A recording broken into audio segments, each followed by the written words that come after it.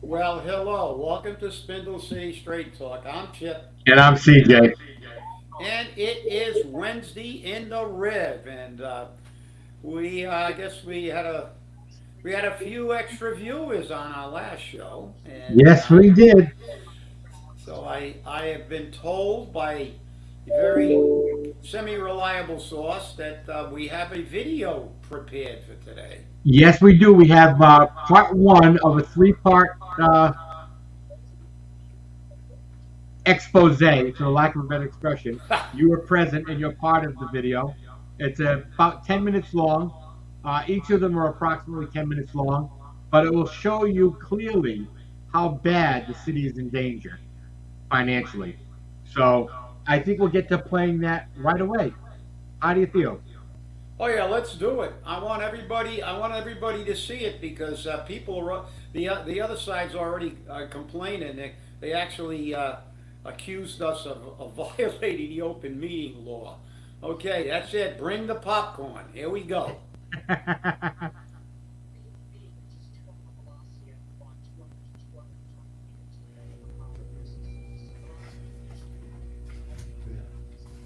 Any questions for him? Okay. Moving on to item number 7. Mr. Chairman, I have a point of order. Sure. Item 7 has a revisit funding schedule discussed and/or vote. That is not in order until after a vote of reconsideration. The minutes clearly reflect that we had a full discussion.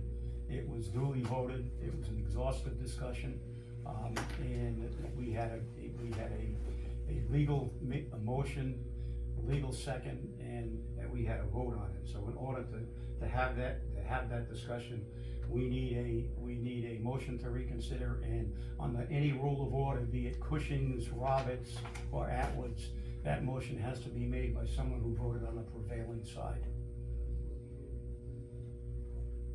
I concur with that. I wasn't present for the vote, but whoever voted in favor of the funding schedule that was adopted at the last meeting, only someone who voted in favor can make the motion for reconsideration, then anyone can second that motion, and then it comes up for a vote on the reconsideration. Then that would allow you to then discuss the matter again and reconsider it. Could I ask a procedural question? Sure. Just, I don't know how it's gonna go. So if there's a motion to reconsider, if that happens, Yes. and there is discussion, now would another motion obviously then need to be brought forward to bring something to a vote, or could they vote right after that So, discussion? They would need another vote, correct? A second vote? yeah, so let me just, procedurally, so you need the motion to reconsider, then if that's seconded, there can be discussion on that motion if there's any. Then once discussion is over, you'll need to vote. If the vote on the motion to reconsider passes, then the matter's back on the table. And then you it need a second essentially motion. nullifies the prior vote and allows you to reconsider the matter. If that motion is either not seconded or does not pass, then there's no further discussion on the item. Okay. I just got one additional point. I also have something from a governmental agency. I believe I gave you a copy of it, which fundamentally says, and it's actually Yeah, it's actually something that's, it's kind of like the Mass Municipal Association, MRSC. And, you know, it basically states when we're dealing with a reconsideration that, reconsideration has to be based on something that's valid. And simply, and I highlighted this in a different color, simply being unhappy with the outcome or hoping for something different is not a reason to move to reconsider, which is why a member must have voted on the prevailing side. I feel that we had a pretty thorough discussion, so I would even rule that a motion would be out of order. So. Can I just make one statement? So we did get additional information. The state is now coming out with they're not hitting their revenue marks. And I mean, there's articles, it's been on the radio, Senator Roderick spoke about it. I mean, there is a concern that they will cut funding at the city and town levels. So, I mean, I think we need to take all these things into consideration. But that is additional information that has come out since we had that vote.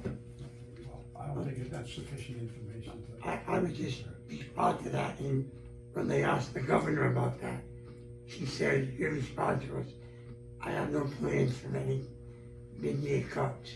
So I know there is conjecture, but there's nothing that is, it's apparent,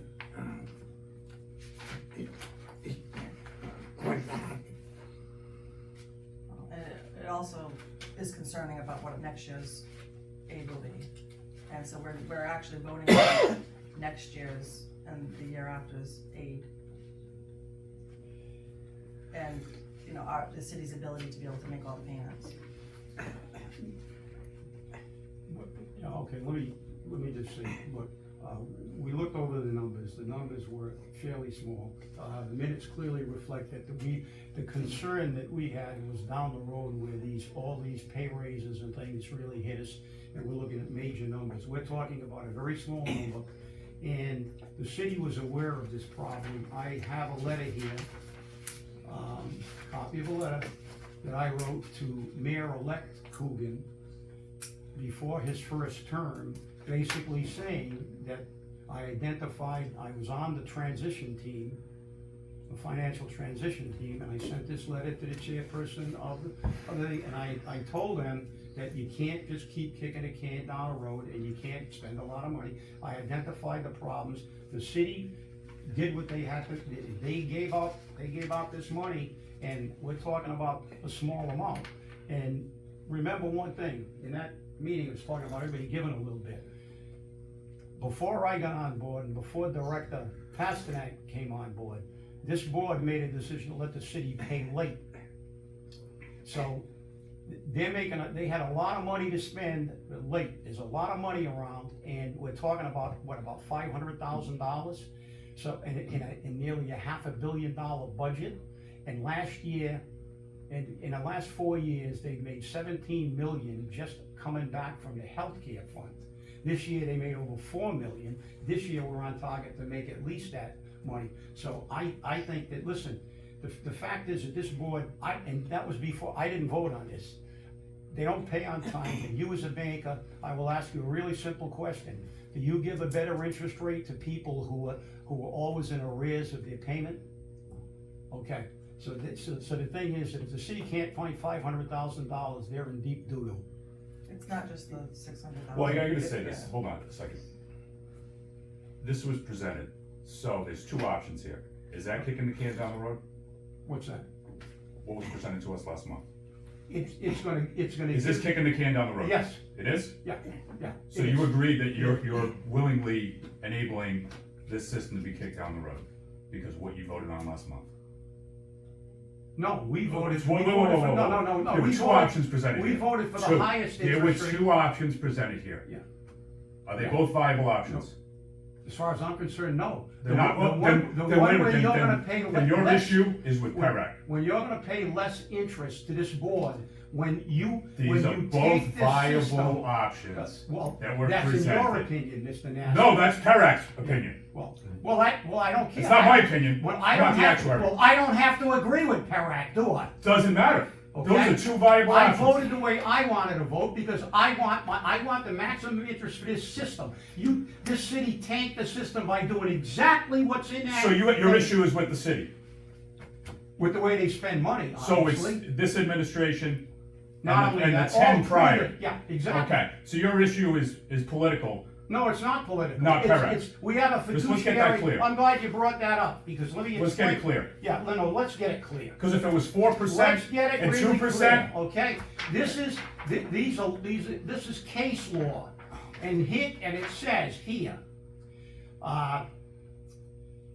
says, this is from Smith versus Van Gorham, okay? This is about fiduciary responsibility, and the I'm very clear with responsibility that. is I am a board. fiduciary. Yeah, that's right. In my Well, you career. should know that it's our fiduciary responsibility to take care of the people in his system. Correct. Who are still at $12,000. And there's two in options to spite of do the that fact here. that there's 345 other communities that are making more than this, okay? Anyway, we have But an item here. let me read this statement. Moreover, director must not simply accept the information presented. Rather, the director must accept the information with a, quote, critical eye, unquote, so as to protect the interests of the stockholders. Are you an the attorney? people. No. Yeah. I'll defer to him. Well, Okay? look at the I'm a case. fiduciary Yeah. by So- law. Yeah, So, so what? thank you. Yeah, well, Anyway, you're not item doing your 7. fiduciary responsibility, in my opinion, okay? So that's my opinion, and we're all Take it up with entitled to our Perec, then. opinion. No, I'm taking it up with you. Take it with Perry. Okay, well, I'm Mike, taking it I'll up with give you, you you're a this. fiduciary. Yeah. And I've been dealing with this city misappropriating money for 40 years, Good. okay? So let's just And you deal keep with collecting it. that pension. Do we have anybody that wants to make a motion to reconsider? I would like to first hear attorney. Well, what I was going to say, thank you, Mr. Chairman, was that all of what just transpired is a bit premature. We need, right, before we can discuss anything, there needs to be a motion to reconsider. So if there is a motion to reconsider, as I said earlier, and that motion is seconded and voted favorably, then obviously we don't have to rehash what already has been discussed, but then it's appropriate to move forward with further discussion as to whether you should vote differently than you did in the last time it was on the agenda. So I would respectfully suggest that if anyone who voted in the majority wishes to make a motion to reconsider, to do so that we can further the discussion if that motion carries.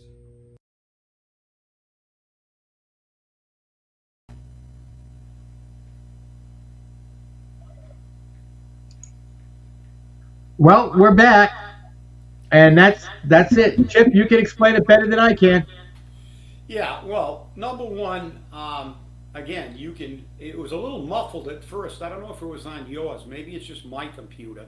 No, it was muffled on my end as well. Yeah, then when we started raising our voice, which is probably a good thing, you can hear it a little bit, but I'll explain what happened. It began with that muffled area, and you can see the reaction of Mr. Nassif, because he called and had that put on the agenda illegally, because it wasn't supposed to be on the agenda.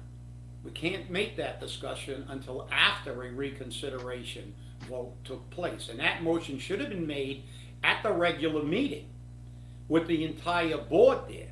He did not vote on the prevailing side. So he shouldn't have even put that on the agenda. But again, most of the people sitting in that room have no idea of parliamentary procedure. And I said that no matter which parliamentary rules of order you use, Cushing's, which is the political body,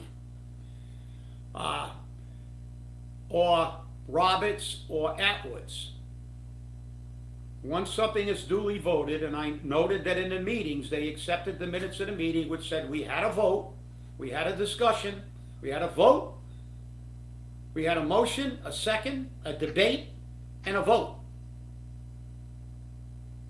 So in order to discuss anything pursuant to that action, there would have to be a motion to reconsider. And they were not happy about that because somebody on the prevailing side, and Jim and I were not going to make the motion. Then we got into the thing about the city's CFO said there's radio on the radio, and it's rumored that we are going to have 9C cuts. Well, rumors don't, who cares about rumors? Number one. Number two, if we have massive 9C cuts, there are going to be accommodations made all around. What they've forgotten is the original discussion, and I wish that one was on video, because we were we said that we have no problem looking down the road, like from 29 to 35, where they're paying big amounts of money and working out something. First of all, that they're going to pay on time, because they did not refute the fact that they never pay on time. So then he got a little upset because I read him a case law. I started reading case law, and of course his response was, "I am a fiduciary by law." Well, apparently he hasn't read the Black's Law definition of a fiduciary, because everybody sitting in that room on a retirement board is a fiduciary, because we are responsible for handling the money of other people. Just as the CFO is a fiduciary of the city because she handles money, everybody in that room is a fiduciary. And then we don't have it on this one, but it'll deteriorate where he made a few condescending and derogatory remarks, and we got into it a little bit. But I mean, this again, here's the city whining, and listen, there's going to be no 9C cuts. If you think there's going to be 9C cuts, you got your head so far up your derriere you can't believe it. It is an election year, a presidential election year, and their president, this Democratic state, its president is in deep doo-doo to get reelected. Do you think the governor of this state is going to make massive 9C cuts to the cities and towns when they have billions of dollars up there to spend in an election year, so they can blame the Dems again for mismanaging money? That's bull. That's not going to happen. There it is on video. Everything I said was factual. The case law, I think, I have the case law. The fact that they haven't paid on time in the last 15 years, and Mr. Nassif's comment about, so that you got a problem with PERAC? No, it's PERAC's job to give you options. But that's not a viable option. Yeah, we have two viable options. No, we don't. We have one viable option that will put that $500,000 into the retirement fund and into the retirement portfolio to increase the money we can make on it and start moving us back up to where we belong. The second option will take that $500,000 out of the retirement portfolio and put it into the city's bank account. So maybe Mr. Nassif thinks that's a viable option because he's a city appointee. But he's supposed to be there as a retirement board member. And I believe, and he can have his opinion, that his fiduciary responsibility is to put the money where it belongs, working for the retirees. They've been screwing the retirees for years. They don't pay on time, and from 02 to 12, they virtually didn't pay at all, and they moved this system from above the middle of the pack to the third worst in the state, and now we're creeping, crawling, clawing our way back up. But everybody saw that, and in the next videos you'll see more of it. They're whining over $500,000.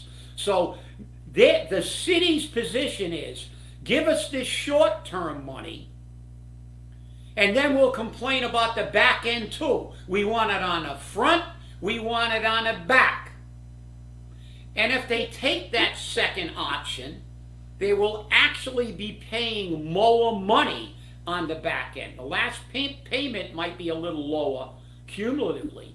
But after that, from 29 up, if you look at that fiduciary, if you look at that payment option, they are going to be paying more money in 29, 30, 31, and 32 than they do on option 1. So option 1 is the only viable option for somebody who is sitting there saying, I'm working for the retirees in a retirement system, because this will give us $500,000 more, and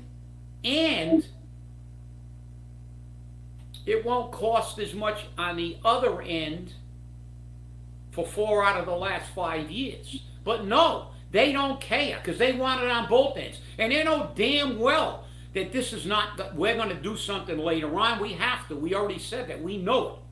The fact is that our system got tanked by them. They're going to have to pay this back, and we know, and we said at the last meeting, and it's not on video, but it's in the meetings, that all 3 people who voted to get the funding schedule that was in the best interest of the retirement system all said that we would sit down later and talk about what we were going to do about the future. But I'll tell you what they don't like is, I made it very clear at that meeting, it wasn't just going to be figuring out how they could pay less. It was about having them pay on time. And if they miss a payment, to pay with interest, because they've been getting away with this before I got on the board, and before Director Pasternak was on the board, before Jim was. And that will be a mandatory, plus an increase in the COLA base. The retirees in this city, 60% of whom are living on less than $30,000. 50% are living on less than $25,000. That's gross. And right now they're losing $7,000 of that to inflation. So do the math. They have never, ever in the history of this system received an increase in their COLA base. They can only get 3% of $12,000. It's $360. That's less than $1 a day. That's all they ever get, if they get that. And the city at some points didn't even want to give them that. $1, less than $1 a day. 345 cities and towns in this state are 14,000 or above. Most of them are 14. So we made it clear at the previous meeting that we were going to talk about them paying on time, adjusting our COLA base to 14, what New Bedford has. So these people are barely living. They qualify for food stamps. This is outrageous. And I'm glad we got the video, because now the public can see how insensitive these people are. These are the people that called retirees liabilities. Liabilities. And I was told at that meeting, just enjoy your pension. And obviously, that was done intentionally. In other words, shut up and just be happy you got a pension. So, you know something? We've been getting crapped on by this city for a long time. And I know they don't want me on that board. But now they got Jimmy, who worked with Prim, worked with these numbers for years. We've been doing this for a long time. Now you're going to see firsthand the whining and the selfishness of this city. They want the money, $500,000. They can't find $500,000? They've got the Durfee debt override padded $1.6 million. They got, you'll hear her say, well, we can't use it this year. Well, you got $17 million in the last 4 fiscal years. All that money at the end of the year was available in free cash. Why didn't you use it? You can't scrape up $500,000. Fire a few of your people. Fire your consultant. Fire the new financial analyst they hired, and maybe fire some of the 48 people he put on the school side and the 68 people he put on the city side with ARPA money. I don't care, okay? What I care about is keeping this system viable for the people who are active employees now, and trying to get these people who are living on virtually nothing. The people that I get phone calls from all the time telling me they have to choose between medication and food. That's who I'm fighting for. And now, obviously, I get incensed when I get on this subject. But back to you, CJ. You know, the thing that people don't understand, and I brought it up in the viewer chat area. City employees, state employees, county employees do not pay into the Social Security system. Because they don't pay into the Social Security system, they aren't eligible for Social Security retirement. And if they are eligible for any of that Social Security retirement money, what happens is it gets cut because they get an offset because they haven't paid into the system in so long. So it's not beneficial. I know when my uncle retired and he had a business of his own for many years, he always used to joke. He says, the amount of money I get from Social Security can't even buy me a case of beer. Okay? So that tells you how valid the arguments are that, well, Social Security is available to them. It's not. It's not. The other big issue that I have is the fact that these are supposed to be a group of professional people together. And you have one person who actually I identified in the viewer chat who said he's a fiduciary, but wouldn't accept the definition of a fiduciary, the legal definition, and said, are you an attorney? You don't have to be an attorney to be able to read. I don't know, Chip. Can you read? Are you able to read? Last time I checked, I was pretty good at it. But listen, he in his job, I believe he works as a financial advisor. He is a fiduciary, and because that his job is to invest and advise people on investments and money. But apparently he never really read the definition of a fiduciary, because you know and I know, and you don't have to be lawyers. Go to Black's Law Dictionary, Google it, ask for the definition of a fiduciary. It's someone who is responsible to spend other people's money, and they have to put those other people above their own self-interests. Well, everybody who works in a capacity in the city or on any board where you are dealing with spending, like the city council or our fiduciary, how many times have we said that the city council are the fiduciaries of the city of Fall River on this show? And because they are, because they spend the taxpayers' money. So they have a fiduciary obligation. You do not have to be someone who works in finance. Some have that thrust upon them by getting on the retirement board or becoming a city councilor. Other people do it as a profession. And people who do it as a profession should know better than to make a statement like that. Because we are all fiduciaries there. I am the fiduciary of my own bank account, but because it's my money. I determine how it's spent. But a fiduciary by Black's Law Dictionary is anybody who is commissioned to spend money on behalf of another group of stockholders or employees. That's why everybody who works for the city, who in any capacity is dealing with the money has a fiduciary obligation. And if Mr. Nassif wants to read it, maybe he can't.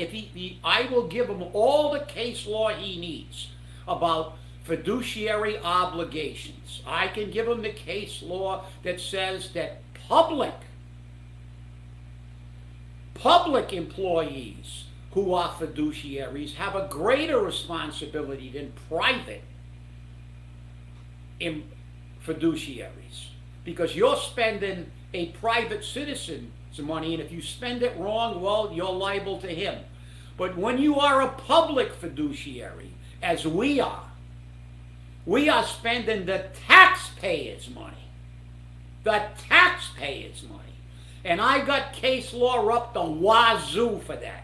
And they don't like it. You won't hear them once ever question. You never heard, you heard crickets when when I said, you guys have been paying late for years.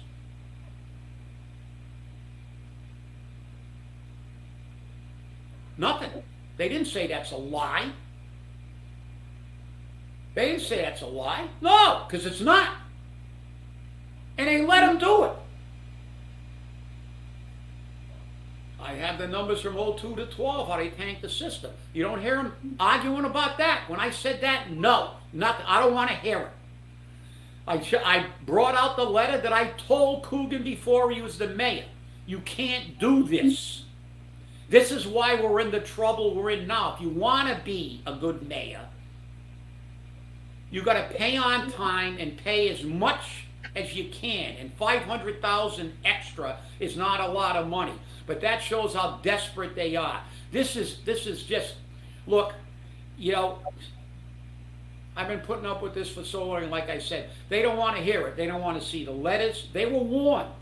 We know the numbers. You didn't hear her bitch about the numbers. She doesn't even know the numbers. I'm going to show you how bad it is, CJ. I pulled this from the file. Are we ready for this one?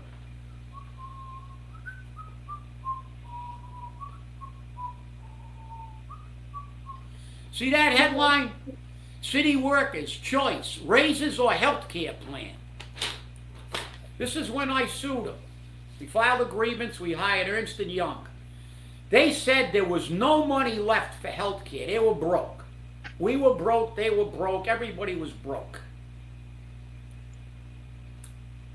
I got a hand calculator, got all the bills we had for the year, looked at all the contributions. We contributed more than we paid. Went back 5 years. Then we hired Ernst & Young, one of the premier accounting firms, or fiduciaries. Big fiduciaries. And we got a guy named Jerry McGovern, who was one of their senior forensic auditors, who had just got through with $1 trillion audit in the state of Tennessee, and we got him down to conduct a forensic audit on a health care plan. And it was mind-boggling. Well, long story short,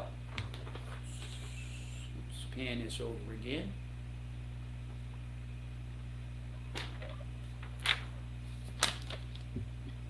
They were full of shit.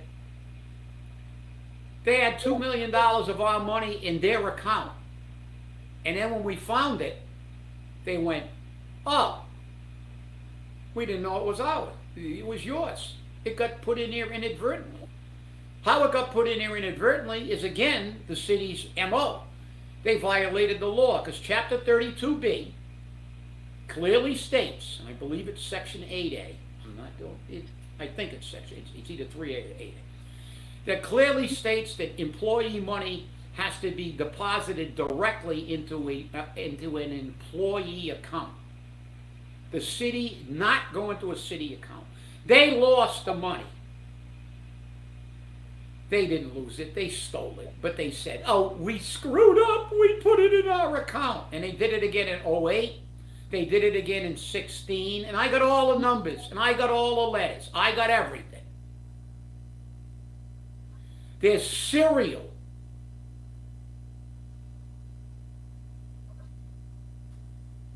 abuses of the law. And by the way, Chapter 32B also stipulates that there's an audit done on the healthcare system every year, and they admitted in that case that we brought, the accounting firm admitted that they didn't do an audit because they couldn't, because nobody could figure out where the real numbers were, and they did a reconciliation. In other words, they just made the numbers fit. So you know what the city did then? They had to pay us back the money with interest, because that's what the arbitrator ruled, with interest. And you know something? Guess what? Surprise, surprise. As a TV show used to say. Remember that one? Surprise, Yep. surprise. The city didn't have enough money to pay us. They took our money, but it was gone. It was gone. So what did they have to do? Get a time plan payment. They paid us, they had to pay us, give every city employee 3 months free Blue Cross and an $18 premium reduction for the remaining 9 months. Every city, that's how they had to pay us. They had to pay us on a time plan. But at least we got the interest. And guess who got 3 free months of Blue Cross and an $18 premium reduction for an entire year, thanks to me? Paul Coogan. Because he was working for the school department. Never got a thank you card. Because maybe he didn't even know. He just took his 3 free months and his premium reduction and took it for granted. But this again, the city now is exposed, okay? The city has been exposed. You know the real issue here.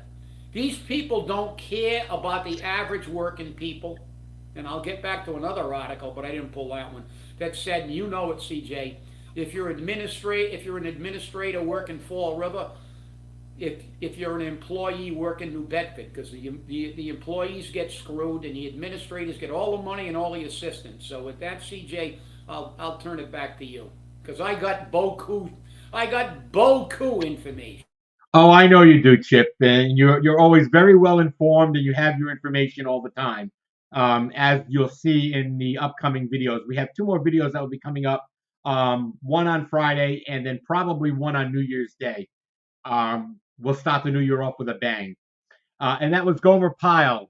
Surprise, surprise, surprise. Well, I want to thank you all for watching, and remember, stay safe, stay angry, and hold your politicians accountable. We will see you on Friday. Have a great day.